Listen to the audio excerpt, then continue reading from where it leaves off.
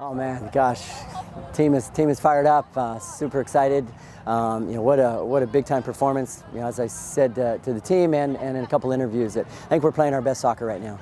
I think went through a little lull kind of midway through the season where we dropped a couple games and just weren't clicking. But I think these last few games, I think we're playing our best soccer, and that's what you want to be doing this time of year. What was your message to the team in overtime and then going into PKs? Yeah, our goal was to end it before it got into PKs, right? And I thought we had some really good looks.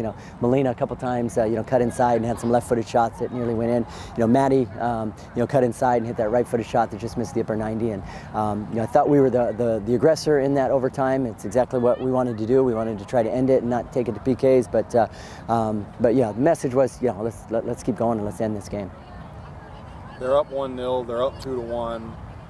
Can you speak to just how your team's able to rally back and do it? Yeah, big time, right?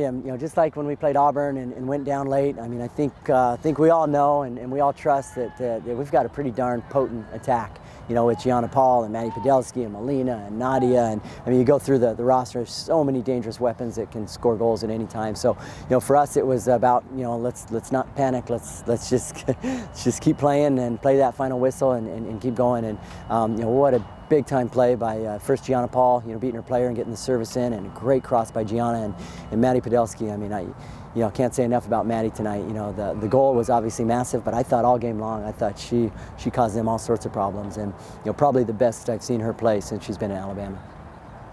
Coach, you talked about a lot of weapons on the roster. Can you just go into more detail on the depth of the team? Yeah, I mean, let's start in the back with Cora. Maddie had been getting the majority of the games, recently, and Cora had to step in when Maddie got red carded, and obviously played tonight and had some good saves tonight, and then came up massive in the shootout, right? And what, she ended up having 3 saves or? Yeah, three saves, and I think in a shootout you're lucky and you're hoping your keeper makes 1 save, and she made 3 saves. So big time by her. Then you look at the back line, and when the season started, you had Avery Brown in the back line, but she suffered a season-ending injury, and that kind of opened the door for Ola Sharp, and she's been awesome.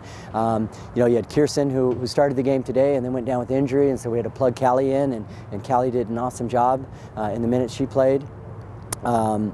You talk about Ashley Roney, was a starter to start the season. She went down, and people have come in and stepped up for her. So I think all year long, we've kind of had a next player up mentality, where it's like, we certainly we miss the players that we don't have, but at the same time, it's like, we can't mope, can't pout. The next player needs to be ready to take her opportunity, and we've done that all year long.